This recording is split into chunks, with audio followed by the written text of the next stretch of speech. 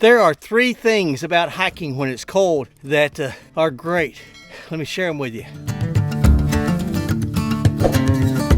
It's a lot different than the last time I hiked. When I started this morning, it was 24 degrees outside. That is a 70-degree shift from the last time I hiked. Out here in the plains, the winter comes on quickly.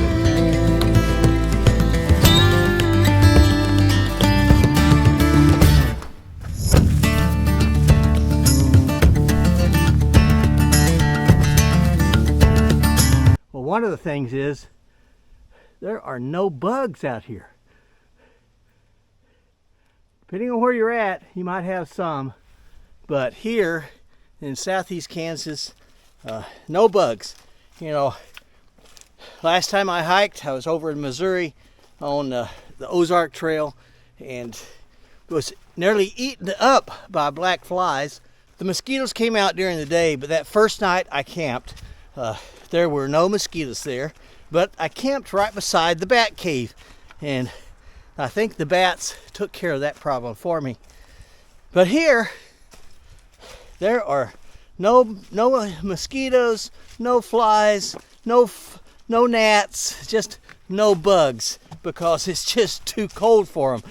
You know, they're smarter than I am, so they're staying home where it's warm.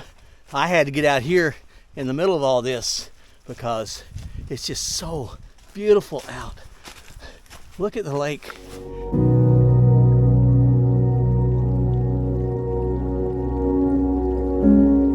Elk River Trail. The second good thing about hiking when it's cold is there are no snakes. You know, this place out here often has copperhead. When I get on the Appalachian Trail, there's copperheads, but rattlesnakes, I don't like rattlesnakes. But at this time of year, all those critters, the bugs and the snakes, they've gone home, and they're leaving it to us folks who don't know any better than to get out when it's below freezing outside. All right, we're still moving along on this beautiful, beautiful trail. Now you can see this one is marked with blue blazes. That doesn't mean that I'm off trail or going on some sightseeing adventure off the main trail. This is the main trail, but it is still a sightseeing adventure and just wonderful to have out here. It's nice to have a trail close to home. I know that Senior Hiker 77, he loves the PMT because one of the reasons it's beautiful, but it's also close to his home. And for me, that's what the Elk River Trail does. It gives me a trail close to home. Today, this is only going to be about a 10-mile hike. I'm going to go down to a campsite that I know about, spend the night there, and then tomorrow hike back out to the car, go home. This is sort of a warm-up to warm up my legs before the weekend. And then this weekend, I'm planning to drive to Damascus, Virginia, meet my brother, and we're going to go back and hike that section where he got off trail the last time we were there from Roan Mountain. We'll finish that.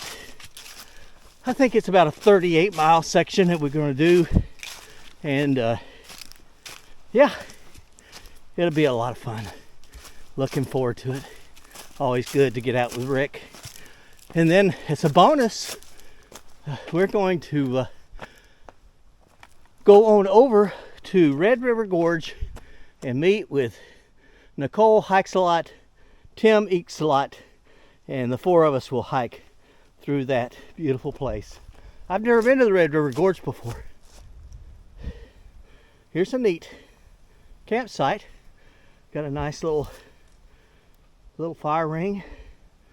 Got some wood stacked up over here. The challenge out here is water. Even though for the first 5 to 8 miles you're hiking alongside the Elk River, and then you cut back and then you come back in to the Elk City Lake, which is this huge lake. I'll look it up, I'll put it on the screen here, but big lake that the Corps of Engineers built for this area. It is a reservoir, it provides drinking water, and we are in the middle of a drought. Several of the small towns in the area are really hurting for water, so we're praying for rain. It's just a beautiful day out here. The lake is behind me. Let me show that to you.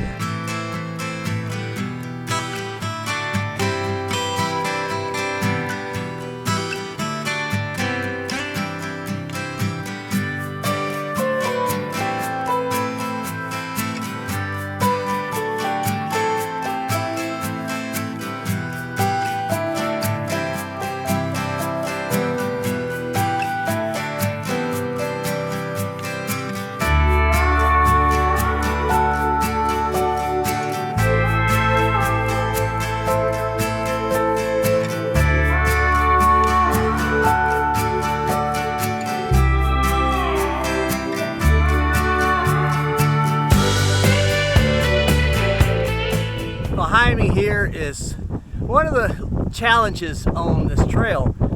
This is a place that I think PTL and Sue, who now has a trail name, she's Navigator. PTL and Navigator and I and Byron and his dad, we were here this summer. We hiked through this area and we came to this spot. You gotta go, I don't know if you can get a real flavor for it, but you got to go down that little gap, and you got to get down through there,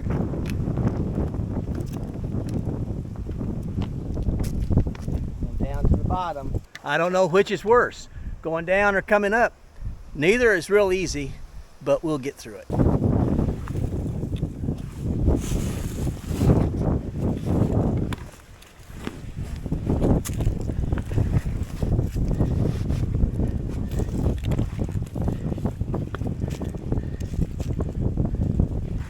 Pitch my trekking poles down there.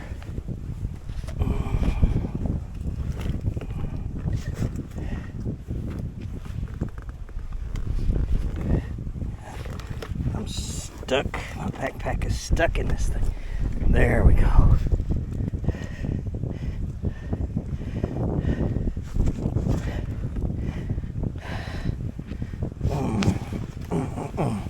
There we are. Not too bad. Not too bad. Let's get our trekking poles. Get this back up.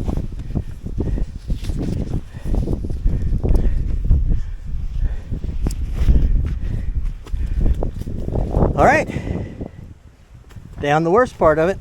Well, the third thing that I find so much nicer about hiking in cool weather or cold weather than when it's hot is it's just more comfortable.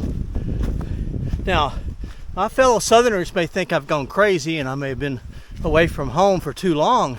I can change as I hike and warm up. I can cut back on what I'm wearing, but when it's hot, it's just hot.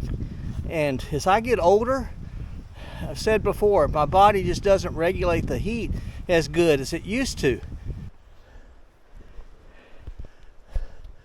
Just up there, I don't think you can see them. 2 deer. I heard them when I was hiking. They snorted at me, and then I didn't know what that was, and got here. They snorted again, and they're sort of standing at a distance.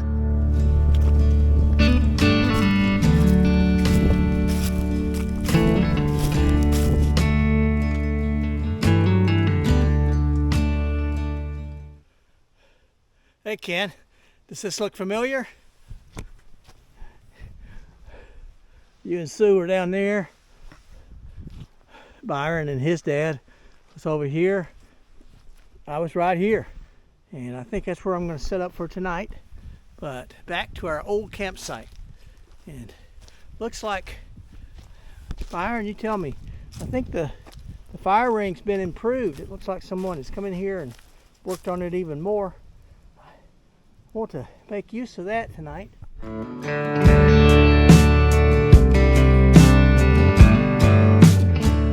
end of the day, and I am getting ready to go to bed and go to sleep. Wanted to point out one of the disadvantages of hiking in cold weather, and that's the risk of hypothermia. You can get yourself into some serious problems with the cold, and you need to be prepared for it. You can layer your clothes, but don't layer so much that you sweat, because if you sweat inside your clothes, that will increase your chances of hypothermia. Just before you go to sleep, what I've done is I do some stretches and I do a few sit-ups, and that gets my metabolism to going, but not enough that, again, I don't work out so much that I'm sweating, just a little bit to get my metabolism to going before I lay down for the night. And that warms me up, warms my core. I have a 17-degree sleeping bag, but that's not your comfort rating. Comfort rating would be about 27 degrees. 17 degrees is your survival rating. So I have a 17-degree sleeping bag. You can increase the effectiveness of your sleeping bag by things like a sleeping bag liner. I have just a small, and it's the size of my fist, and it's a silk sleeping bag liner. I put that in if it's going to be extremely cold, but I also wear a base layer, and I have my base layer on. I have the pants on, and a sort of a thermal shirt on, and it has a hood, and I'll pull that up when my ears start to get cold. Pull my sleeping bag up, tie it around my neck, and then I also wear socks. My feet get cold, and that's from a cold weather injury that I got when I was a young lieutenant in the Army. But I wear socks, and then I'm very comfortable through the night. That's one of the disadvantages of hiking in cold weather, is the risk of hypothermia.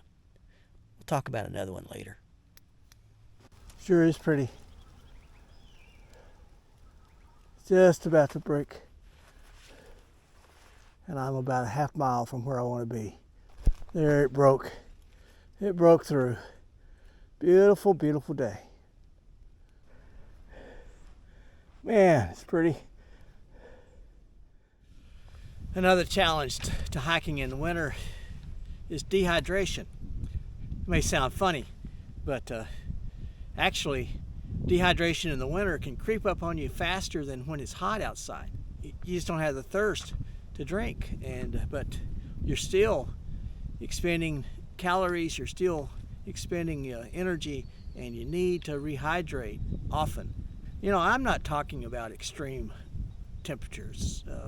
I don't really hike in extreme temperatures, but in the milder winters, like now when it's about 30 degrees out, you still need to hydrate. So be careful and watch out for that. So 3 good things, 3 pros for high coolness in the winter is no bugs, no snakes, and it's more comfortable because you can dress for it. You can layer up. Disadvantages, hypothermia. It's a danger. Stay warm. Keep your core warm. Layer up at night when you're going into your sleeping bag. Just a few stretches, a few sit-ups maybe to warm up your inner core, but don't sweat, and then just crawl into your sleeping bag. Don't overdress in the sleeping bag, because if you sweat on the inside, your sleeping bag, it won't do you any good. So those are the things for hiking in the winter. If you liked this video, you might check this one out over here and see what it's like to hike in this hot summer. If you like this trail, check this video out for the first time I came out and hiked this Elk River Trail. Till next time, Stay safe, stay healthy, stay on the path. God bless you.